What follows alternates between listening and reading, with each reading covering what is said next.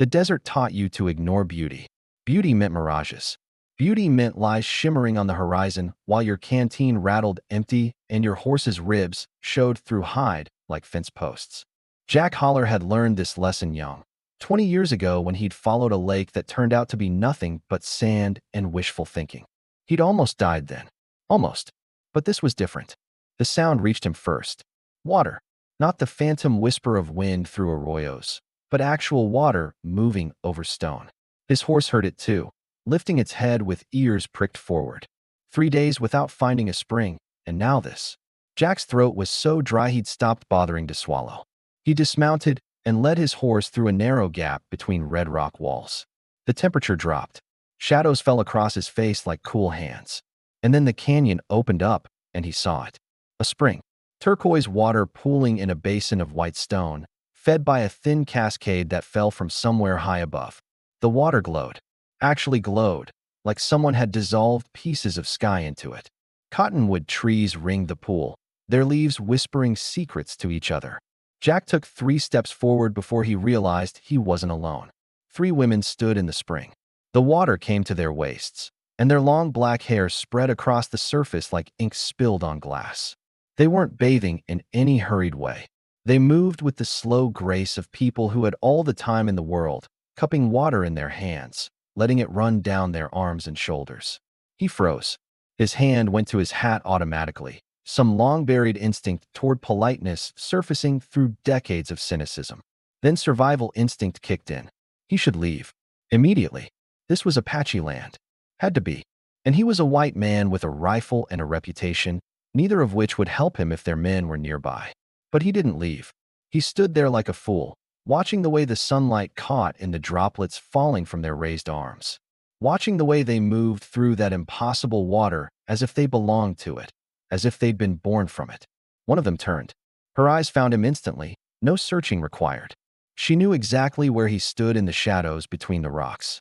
The other 2 turned as well, moving in perfect synchronization. They didn't cover themselves, didn't scream, didn't show any fear at all. The silence stretched. Somewhere above, a hawk cried out, shrill and accusing. The woman who turned first began walking toward the shore. The water reluctantly released her, sliding down her skin in patterns that seemed too deliberate to be random. She was older than the others, perhaps 40, with eyes that looked like they'd seen the world end and begin again several times over.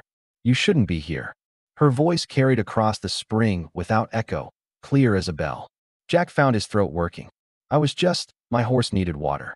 She stepped onto the white stone, and somehow she was already dressed, wearing a doeskin dress that he was certain hadn't been there a moment before. You stopped to watch. There's a difference. The other 2 women emerged from the spring as well, and they too were suddenly clothed, though Jack couldn't have said when or how. The younger ones flanked the first woman like guards, their faces serious and still. Look, Jack said, trying to keep his voice steady. I didn't mean any disrespect. I'll just water my horse and be on my way. Too late for that. The woman tilted her head, studying him the way a doctor might study a patient with an interesting disease. I am Kaya. This is my daughter Chinoa, and my sister's daughter Ayasha. You've trespassed on ground made sacred by blood and tears older than your grandfather's grandfather. The spring doesn't forget. Jack felt a spike of irritation cut through his unease. He'd spent 20 years being pushed around by men with guns and god complexes. He wasn't about to be intimidated by 3 women and some superstitious nonsense, no matter how strange the circumstances. No, it's just water, ma'am. Is it? Kaya gestured to the spring. Look again. He did. The water had changed. What had been turquoise was now dark, almost black, and the surface rippled though there was no wind. Shapes moved beneath it. Human shapes, or things that had once been human. Jack saw faces pressing up against the underside of the water like people trapped under ice. Their mouths opened in silent screams. His horse screamed too, a sound of pure animal terror. It reared, yanking the reins from Jack's hand, and bolted back through the canyon gap. 3 days, Kaya said. Her voice was soft now, almost gentle. You have 3 days to redeem what you've stolen. I haven't stolen anything. You stole a sacred moment. You took with your eyes what wasn't offered. In 3 days, the spring will take payment. She turned away, and the other women turned with her. If you want to live past the 3rd sunset, You'll have to earn it. Wait. Jack lunged forward, but his boots suddenly weighed 1,000 pounds each. He couldn't move, could barely breathe. The women walked into the cottonwood trees and simply dissolved. One moment they were there, the next they were gone, leaving only the whisper of leaves and the sound of water that no longer seemed beautiful at all. The weight lifted. Jack stumbled, caught himself against a rock. His heart hammered against his ribs like a prisoner against bars. Superstitious nonsense. Had to be. Heat stroke, maybe. Dehydration playing tricks on his mind. He'd seen stranger things in the desert when the sun got too high and the water ran too low. He found his horse a mile away, standing with its head down, flanks heaving. The animal shied when Jack approached, eyes rolling white. It took 20 minutes to calm it enough to grab the reins. Easy, Jack murmured. Just a couple of crazy women trying to spook us. Nothing to worry about. But his own words rang hollow. Because the compass on his belt was spinning. Actually spinning, the needle whirling like a wheel, unable to find north. And when he looked up at the sun to get his bearings, it was in the wrong place. Too far west. Like hours had passed instead of minutes. He rode hard, putting distance between himself and the spring. The rational part of his brain insisted there was an explanation. Magnetic rocks, that was it. Magnetic deposits that threw off compasses. And he'd been wrong about the time, that was all. Lost track while trespassing. The word stuck in his mind like a burr. By the time he made camp that night, he'd almost convinced himself. He unsaddled his horse, rubbed it down, and hobbled it where it could reach the sparse grass between the rocks. He built a small fire and set about making coffee with the last of his water. The horse screamed again. Jack spun, hand dropping to his pistol. The animal was on its side, legs kicking, foam flying from its mouth. He ran to it, but even as he reached it, the horse went still. Its eyes stared up at nothing. Dry, completely dry, like someone had sucked every drop of moisture from them. There were no wounds, no snake bite, no reason at all for a healthy horse to just drop dead. Jack's hand shook as he checked for a pulse. Nothing. The body was already cooling. 3 days, Kaya had said. No. Jack said aloud to the darkness. No. There's a rational explanation. He left the dead horse and returned to his fire. He'd sleep. In the morning, everything would make sense. Dehydration, heat stroke, bad luck. Not curses. Curses weren't real. He reached for his canteen, though he knew it was nearly empty. He needed the comfort of water on his tongue, even just a sip. But when he unscrewed the cap and tipped it back, what poured into his mouth wasn't water. Thick, warm, metallic. Blood. Jack spat it out, gagging, and hurled the canteen away. It hit the ground and split open, and what poured out was black. Not blood after all, but something worse. Water that had gone rotten, somehow. Water that looked like it had been dredged from the bottom of a stagnant pond. He didn't sleep that night. He sat by his fire and watched the stars whirl overhead in patterns that seemed wrong, too fast, like someone was cranking a handle and making the whole sky spin. By dawn, he'd made his decision. He had to go back. The walk took hours. Without his horse, the desert seemed to stretch forever in every direction. His boots raised puffs of red dust that hung in the air too long. Sweat poured down his face despite the morning cool. His tongue felt like a strip of leather. When he finally stumbled through the gap in the rocks, the spring looked different. The water was clear again, turquoise and perfect. The cottonwoods swayed in a breeze he couldn't feel. And Kaya sat on a flat rock near the shore, waiting. I knew you'd come back, she said. She had something in her hands, working it with her fingers. Weaving, Jack realized. She was weaving something from thin strips of leather and colored thread. Pride dies hard in men like you, but survival instinct dies harder. Jack's knees wanted to buckle, but he locked them straight. What do you want from me? Want? Kaya looked up, and there was no cruelty in her face. Only a deep sadness, ancient and vast. I want nothing. The spring wants balance. You took something that wasn't yours to take. Now you must give something back. My horse is dead. My water is. I don't even know what it is. What more can I give? Your selfishness. She set down her weaving. There is a spirit trapped beneath this spring. A warrior named Tahatan, murdered 70 years ago by men who looked like you. Shot in the back while he knelt to drink. They left him in the water, and his blood poisoned it. We've kept him here, contained, because his rage was too great to release.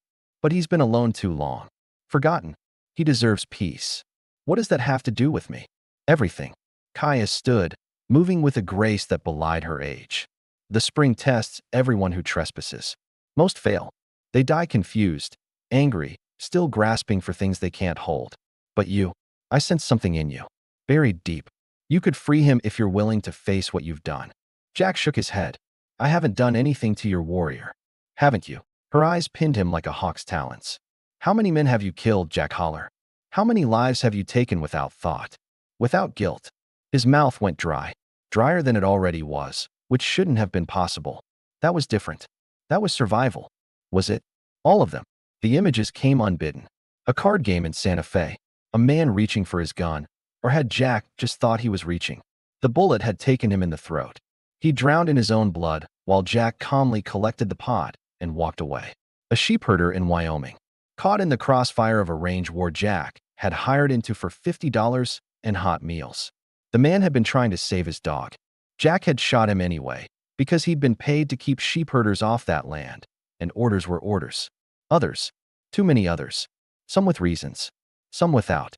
I was a different man, Jack said, and was shocked to hear his voice crack. Then be different now. Kaya pointed to a spot near the spring's edge. Dig there. 3 feet down, you'll find Tahatan's bones. Face his spirit. Confess your wrongs. Offer your blood as payment for his.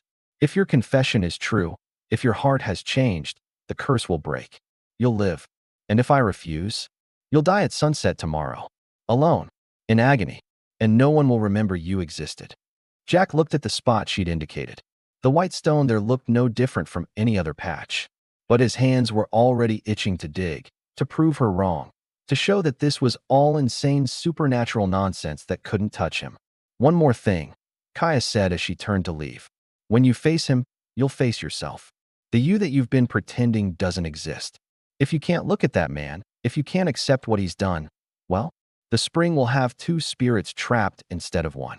She walked into the trees. This time, Jack didn't try to follow. He stared at the spot for a long time. Then he pulled his knife and started to dig. The white stone was harder than it looked, but it crumbled under his blade if he worked at it. His hands cramped. Blisters formed and popped. Sweat dripped into the hole, mixing with the powder he scraped away. The sun climbed higher, then began its descent. At 2 feet down, his knife hit something solid. At 3 feet, he saw bone. The skull came first. Weathered white, with a hole in the back where the bullet had exited. Jack sat back on his heels, breathing hard. This was real. The bones were real. Which meant the temperature dropped. Not gradually, but all at once, like someone had opened a door into winter. Jack's breath came out in clouds. The spring's water stopped moving, frozen mid-ripple. And Tahatan rose from the grave. He wasn't solid. He was made of smoke and starlight and rage. But his eyes were solid enough. Black pits that held 70 years of anger. He looked at Jack, and Jack saw himself reflected there. Small, weak, guilty. Jack tried to stand, but his legs wouldn't obey. He remained kneeling, eye level with the spirit's chest where the exit wound gaped. Jack's throat closed. He forced it open. I didn't kill you. Wrong words. Tahatan's form flickered, growing larger, more terrible. The air filled with the copper smell of blood. Wait. Jack held up his hands. I'm sorry. Let me start over. The spirit paused. Waiting. Jack closed his eyes. Opened them. Looked directly at the thing he'd been running from for 20 years. I've killed men, he said. The words came hard, like pulling teeth. I've killed them for money. For pride. For no good reason at all. I told myself they deserved it. That it was them or me. But it wasn't always true. Tahatan's rage didn't diminish, but something else entered those pit-black eyes. Attention. He was listening. There was a man in Santa Fe, Mexican fellow, winning at cards. I thought he was cheating, but I don't know. Maybe I just didn't like losing. I picked a fight, made him draw, shot him when he went for his gun. Jack's hands were shaking. He had a daughter. She came running when she heard the shot. She was maybe 10 years old. She looked at her father, then at me, and she didn't scream. She just looked at me like she'd expected this all along. Like she knew the world was full of men like me. The spirit leaned closer. I rode away, collected my bounty in Wyoming, shot a sheepherder during a range war. He was just trying to protect his dog. I can still hear the dog howling. Jack's vision blurred. I told myself I was a survivor, that I did what I had to. But that's a lie. I did what was easy. I did what let me keep being who I was. He pulled his knife, the same one he'd used to dig. The blade caught the dying sunlight. I can't undo what I've done. Can't bring them back. Can't make that little girl's father walk through the door again. Can't. His voice broke. I can't fix any of it. But I can acknowledge it. I can say I was wrong. I can bleed for it. He drew the blade across his palm. Deep enough to hurt. Deep enough to matter. Blood welled up, bright red, and Jack held his hand over Tahatian's grave. This is for you, he said. For dying alone. For being forgotten. For being kept here in anger when you deserved rest. I'm sorry. I'm sorry for all of it. The blood dripped into the grave, hitting the skull, running into the eye sockets. Where it touched, the bones began to glow. Tahatian's rage collapsed. His form shifted, shrinking, solidifying. For just a moment, he was a man again. Young, whole, with kind eyes and a gentle smile. He reached out, and his hand passed through Jack's shoulder, but Jack felt it anyway. Warmth, forgiveness, peace. Then Tahatian dissolved into light and was gone. The spring began to flow again. The temperature rose, and Jack knelt there in the red dirt, bleeding and crying for the first time in 20 years, mourning all the men he'd killed and the man he'd been who'd killed them. When Kaya found him at dawn, he was still there. His hand had stopped bleeding, the wound closed clean as if it had never been. He looked up at her with eyes that had changed, that had seen themselves truly for the first time. Thank you, he said. She smiled. Don't thank me. Thank yourself. You did the hard thing. Most don't. What now? Now you live. And you choose, every day, to be different than you were. Jack nodded. He stood, his legs unsteady but holding. He walked to the spring and looked down at his reflection in the turquoise water. Tahatian looked back. Not his face. The warrior's face. Kind eyes and a gentle smile, superimposed over Jack's features like a double exposure. Jack touched his own face, felt his own skin, but the reflection didn't change. He'll be with you, Kaya said quietly. A reminder. A guide. A witness to the man you're becoming. Jack stared at the face in the water for a long time. Then he nodded again. He left the spring and walked into the desert. His horse was alive somehow, waiting for him a mile out, as if the past 2 days had been rewound. His canteen was full of clean water. His compass pointed north. He rode to the nearest town and turned himself into the marshal. The trial was brief. The crimes were many. The sentence was 10 years. Jack served every day without complaint. He worked in the prison garden, teaching younger inmates how to coax life from hard ground. He learned to read properly, then taught others. He wrote letters for men who couldn't write, listened to stories from men who needed to be heard. And he never spoke again. Not one word, from that third dawn onward. He'd said everything that needed saying at Tahatian's grave. Everything else was silence. When he was released, he returned to the spring one last time. Kaya was there, older now, weaving by the water. She looked up and smiled. You kept your promise, she said. Jack nodded. He knelt by the spring and looked at his reflection. Tahatian's face looked back, but it was smiling now. At peace. They both were. He stood, tipped his hat to Kaya, and walked away.